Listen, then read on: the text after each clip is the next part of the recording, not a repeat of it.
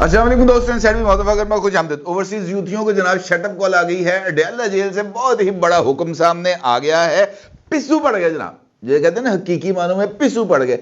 पिस्सू पड़ गए हैं क्योंकि जैसे ही पता चला अडयाला जेल में मौजूद शख्सियात को कि जनाब एक पोनी वाला जहरीली किस्म का यूथिया है, और वो जो यूथिया है वो इस वक्त सोशल मीडिया पर गालम गलूच कर रहा है, और गालम गलूच और शर फैलाने की कोशिश कर रहा है, और वो भी chief of army staff general Asim Munir साहब के दौरे अमेरिका के दौरान। तो फिर जनाब उनकी शान में होने वाली गुस्ताखी का फौरी तौर पर नोटिस तो लिया जाना जरूरी था, और फिर नोटिस लिया गया और अडयाला जेल से लेकर बुनीर तक हलचल मच गई। हलचल मच गई। अब ये कहते हैं ना, जिसे मैं ये कहूं कि पेचिश लग गए, ये कहना भी गलत नहीं होगा। अडयाला जेल से लेकर बुनीर तक, यानी साबिक चेयरमैन पाकिस्तान तहरीक इंसाफ और मौजूदा चेयरमैन पाकिस्तान तहरीक इंसाफ, इन दोनों के दरमियान जितनी भी क़यादत है उन सब का बुरा हाल हो गया था वाशरूम इस्तेमाल कर करके, और लिहाजा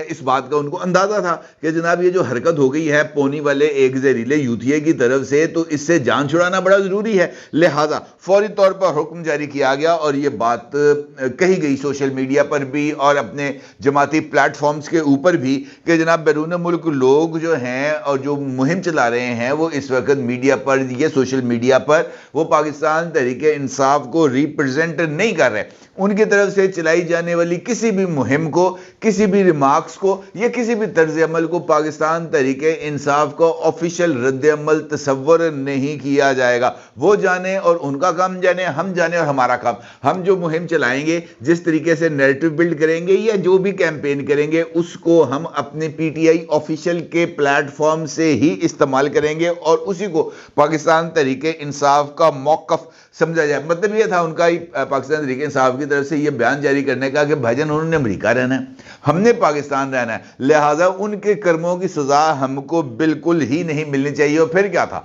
चिरागों में रोशनी नहीं रहनी थी, चिरागों में रोशनी नहीं रही। लेकिन मजेदार बात यह है कि अभी इस हुक्म की, यानी अडयाला जेल से जो इजहार ताल्लुकी किया गया था, वो तमाम लोग जो पाकिस्तान तहरीक इंसाफ की बैकबोन तस्वर किए जाते हैं, अभी उनकी बेदखली की या उनसे इजहार ताल्लुकी के हुक्मनामे की स्याही खुश्क नहीं हुई थी कि जनाब कुछ दस्तावेजात सामने आ गई, और वो ऑफिशियल दस्तावेजात, जिसमें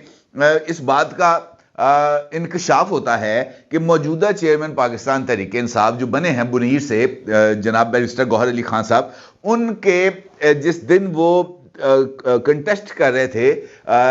इलेक्शन हो रहे थे, intra party election Pakistan Tehreek Insaf के, उसी दिन अमेरिका के अंदर एक लॉबिंग फर्म को हायर किया जा रहा था। ठीक है जी, लॉबिंग फर्म को हायर किया जा रहा था किसके लिए? कि जनाब वहां पर अमेरिका में पाकिस्तान तहरीक इंसाफ के लिए जो माहौल है वो बनाएंगे, और वहां पर पाकिस्तान तहरीक इंसाफ के हक में और पाकिस्तान तहरीक इंसाफ के पाकिस्तान में रवा रखे जाने वाले सलूक पर, यानी इंसानी हकूक़ की खिलाफ वर्जियों पर, यानी सियासी आज़ादियाँ जो है वो उनसे महरूम करने पर, इस तरह के इल्ज़ामात के लिए और उसको परवान चढ़ाने के लिए एक मीडिया लॉबिंग फर्म को हायर किया जा रहा था। और यह भी मैं आपको बता दूं कि इन दस्तावेजात जिस वक्त आप अपनी स्क्रीन पर देख सकते हैं, इन दस्तावेजात में यह बात इस्टेब्लिश हो रही है कि इमरान खान ने या इमरान खान की जमात ने जिस लॉबिंग फर्म की खिदमात को हासिल किया है, वो लॉबिंग फर्म को जो हेड कर रहे हैं वो एक भारतीय है, इंडियन है, और इंडियन नयाद अमरीकी है।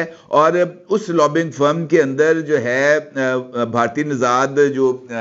शहरी है, चक्रवर्ती करके उसका कोई नाम है, वो है, और उनके साथ जो दीगर लोग हैं वो मौजूद हैं। और इन्होंने अभी तक 6 अमरीकी कांग्रेसमैन की खिदमात हासिल की हैं ताकि वो इमरान खान के मौक़िफ़ को आगे बढ़ा सकें। अब इस वारदात का मौजूदा चेयरमैन पाकिस्तान तहरीक इंसाफ बैरिस्टर गौहर खान साहब को भी इल्म नहीं है कि जनाब ये कार्रवाई हो गई है, क्योंकि जब उनसे इस हवाले से सवाल किया गया तो उन्होंने कहा जनाब अच्छा ये कब हुआ, मुझे नहीं पता इस बात का, मैं तो अभी ताज़ा चार्ज लिया है, ये मुझसे पहले की कोई बात होगी, मेरे चार्ज लेने से पहले की बात होगी, मैं तहकीकात करके ही इसके ऊपर मैं आपको किसी तरह का कोई जवाब दे सकता हूं। इसका मतलब ये है कि एक जानिब ये कैंपेन चलाई जा रही है کہ پاکستان کے اندر جو کچھ ہو رہا ہے وہ امریکہ کر رہا ہے. پاکستان میں امریکہ نے عمران خان کو اقتدار سے الگ کرنے کے لیے جنرل باجوہ کو ایک خط لکھا جو ڈونلڈ لون سے کے ذریعے لکھوایا گیا. اسد مجید خان صاحب کو جو اس وقت امریکہ میں پاکستان کے سفیر تھے, ان کے ذریعے یہ جو خط تھا جو وہاں پر لکھوایا گیا تھا جنرل باجوہ کے لیے, وہ بھجوایا گیا شاہ محمود قریشی صاحب کو جو یہاں پر وزیر خارجہ تھے, وزارت خارجہ کو ہیڈ کر رہے تھے. اس خط کے ذریعے جو شاہ محمود قریشی صاحب کو موصول ہوا, اس کے ذریعے جنرل باجوہ کو پیغام دیا گیا کہ امریکہ جو ہے آپریشن رجیم چینج کرے. اتنا کمپلیکس قسم کا امریکہ نے آپریشن کیا, اور یہاں پر ہمارے جو بھائی صاحب ہیں وہ یہ کیمپین چلا رہے ہیں کہ جناب جو ہمارے ساتھ امریکہ ہمارے حق میں آواز بلند کرے. اب آپ اندازہ کریں کہ ایک جانب عمران خان صاحب کی طرف سے یہ بات سامنے آ رہی ہے کہ جناب میرا اوورسیز یوتھیوں کے ساتھ کسی طرح کا کوئی تعلق نہیں ہے, وہ انہوں نے اپنی قبر میں جانا ہے, میں نے اپنی قبر میں جانا ہے. اور اسی دوران ایک یہ جو لابسٹ فرم ہائر کی گئی, نہ صرف یہ لابنگ فرم ہائر کی گئی بلکہ چندہ کلیکٹ کرنے کے لیے, پیسے اوورسیز یوتھیوں سے کلیکٹ کرنے کے لیے ایک اور کمپنی کو رجسٹر کرا دیا گیا ہے امریکہ میں, اور یہ کہا گیا ہے کہ جناب آج کے بعد جو فنڈ دینے ہیں اوورسیز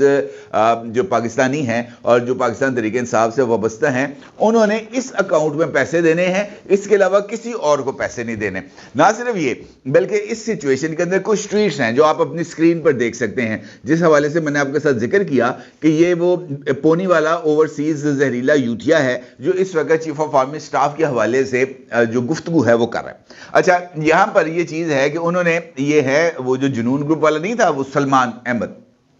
اس نے اپنے آفیشیل ٹویٹر اکاؤنٹ سے کچھ ٹویٹس کی ہیں جس کے اندر انہوں نے کہا ہے کہ جناب پاکستان کے اندر الزام لگایا جنرل عاصم منیر صاحب پر کہ ان کی سربراہی میں جو ادارے ہیں وہ پاکستان کی سیاست کے اندر مداخلت کر رہے ہیں. عمران خان کو اور عمران خان کی جماعت کو کسی طرح کی پولیٹیکل سرگرمی کی اجازت نہیں ہے. اور دوسرا انہوں نے یہ کیا ہے کہ ابھی تھوڑے دن پہلے جب وہ جو ہے عاصم منیر صاحب ابھی دورہ امریکہ پر تھے تو اسی دوران انہوں نے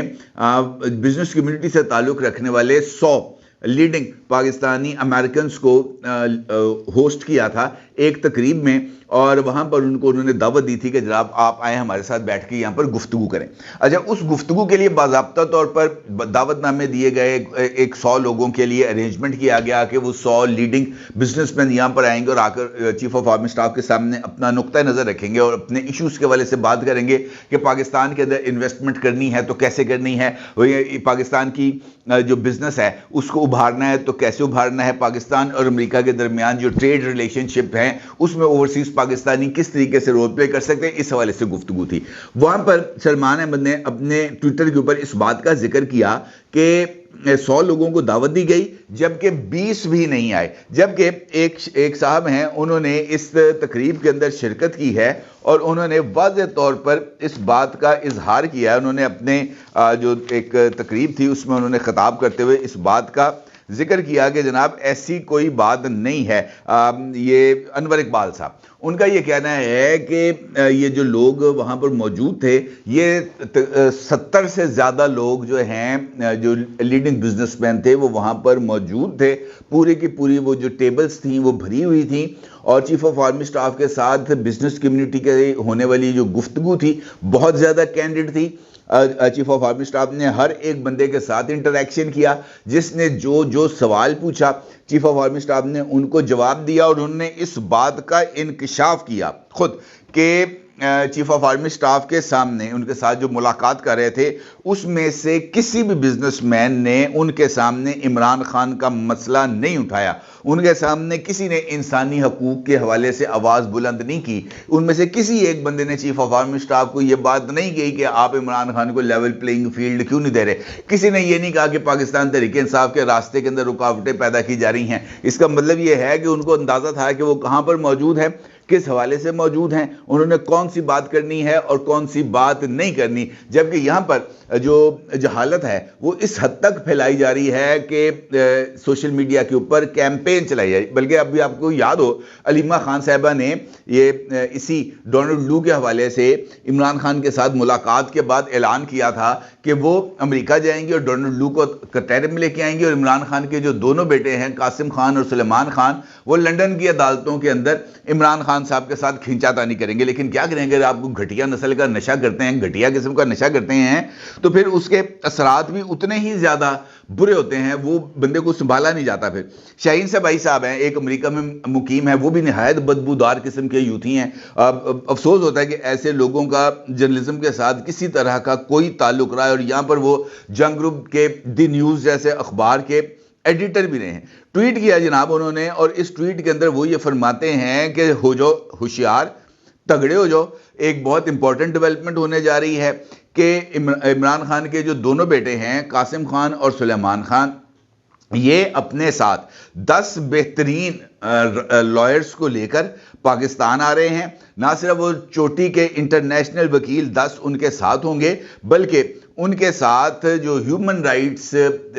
آرگنائزیشن ہیں، این جی اوز ہیں، اس سے وابستہ تقریباً 50 افراد کا ڈیلیگیشن ہے۔ یہ بھی آ رہا ہے یہاں پر پاکستان، اور یہاں پر آ کر وہ ہر ایک عدالت میں وہ والے جو لائرز ہیں وہ عمران خان کا مقدمہ لڑیں گے، اور عمران خان کو مکھن میں سے بال کی طرح ان تمام مقدمات سے کھینچ کر باہر نکال کے لے جائیں گے۔ اور یہاں پر جو لوگ عمران خان کو جیل میں رکھنا چاہتے ہیں وہ صرف ہاتھ ملتے رہ جائیں گے۔ اس کا مطلب یہ ہے کہ شاہین سے بھائی صاحب یہ کہہ رہے ہیں کہ پاکستان کے اندر اس وقت جو لائرز جو ہیں عمران خان کو کیس لڑ رہے ہیں، وہ سارے کے سارے نکمے ہیں، وہ سارے کے سارے جاہل ہیں، انہیں آئین اور قانون کا کسی حوالے سے علم نہیں ہے۔ وہ خام خواہ عمران خان کے پیچھے جوتیاں چٹکھا رہے ہیں، ان کی بات کسی نے نہیں سنی۔ عمران خان کے بیٹے آئیں گے، 10 وکیل ساتھ لے کے آئیں گے، وہ وکیل یہاں پر آ کر عمران خان کا مقدمہ لڑیں گے، اور عمران خان کو لے کر جہاز میں بیٹھیں گے اور نکل جائیں گے۔ یہودی ایجنڈا مکمل طور پر کمپلیٹ ہو جائے گا۔ اب بتائیں بندہ اس پر ماتم ہی کر سکتا ہے کہ یار یہ لوگ ہیں جو لیڈ کرتے رہے ہیں پاکستان کو مختلف۔ میں نے یہ شاہین سے بھائی جو ہے وہ جرنلزم، اگر یہاں پہ دی نیوز اخبار کا گروپ ایڈیٹر تھا تو اس کا مطلب یہ ہے کہ وہ ایک لیڈنگ نیوز پیپر کو لیڈ کر رہا تھا۔ سوچ کا عالم یہ ہے کہ اس کو اس بات کا اندازہ ہی نہیں ہے کہ لوگ وہاں پر آئیں گے اگر انہی عدالتوں میں پاکستان کے قوانین کے تحت انہوں نے مقدمہ لڑنا کے نال جج بھی لے کے آنے نے۔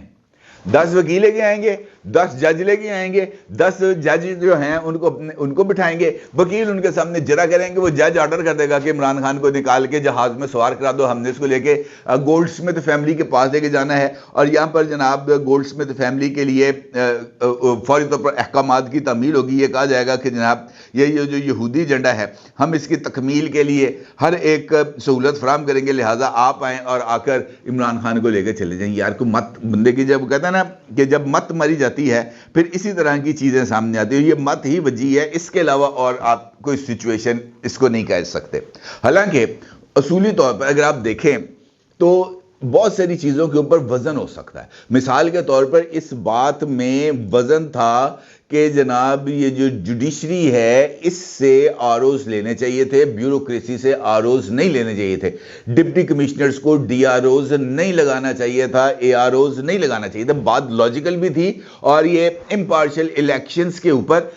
سوال بھی کھڑے کرتی ہے، اس کے اندر کوئی دو رائے نہیں۔ لیکن اس چیز کو اس طریقے سے اٹھانا، اس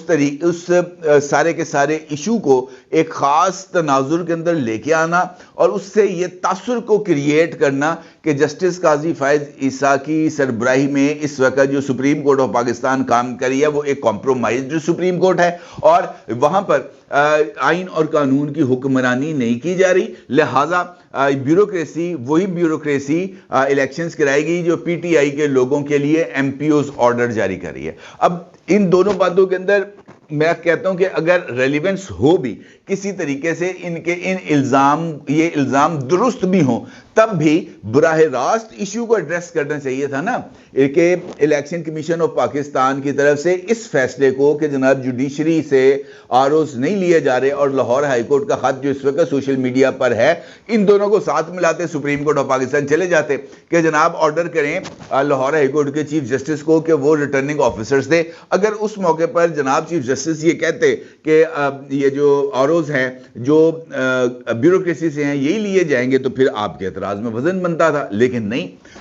ہر ایک چیز کو प्रोपोगेंडा के तौर पर इस्तेमाल करना है। लिहाजा वो जो प्रोपोगेंडा है बाज़ दफ़ा गले में इस तरह फिट होता है कि मैं आपको बता रहा हूँ कि जिस तरीके से पेचिश लगे, जिस तरीके से चीखें निकली, जिस तरीके से इस बात का अंदाज़ा हुआ कि यार ये वाला काम तो जितनी को भी फील्ड मिल रही है 8 फरवरी के लिए, उतनी भी फील्ड नहीं मिलेगी अगर ये पोनी वाले यूथिये जो हैं आकर इस तरह की कैंपेन करते रहेंगे। लिहाजा फौरी तौर पर सॉरी सॉरी कैंपेन का आगाज़ हुआ और इजहार ला ताल्लुकी कर दिया गया। इसी तरीके से ये बात आप आज के दिन में मेरी आप नोट कर लें, वो तमाम लोग जो इस वक्त अमेरिका में बैठे, बरतानिया में बैठे या किसी और मुल्क में बैठ के पाकिस्तान तहरीक इंसाफ या इमरान खान के एजेंडे को आगे बढ़ा रहे हैं अपने वीलॉग्स के ज़रिए या सोशल मीडिया कैंपेन के ज़रिए, आने वाले हफ्ते 10 दिन के अंदर एक ऐसी और प्रेस रिलीज जारी होगी जिसमें कहा जाएगा कि हमारा मोहित पीरज़ादा के साथ कोई ताल्लुक नहीं, हमारा शाहीन सहबाई के साथ कोई ताल्लुक नहीं, हमारा इरफान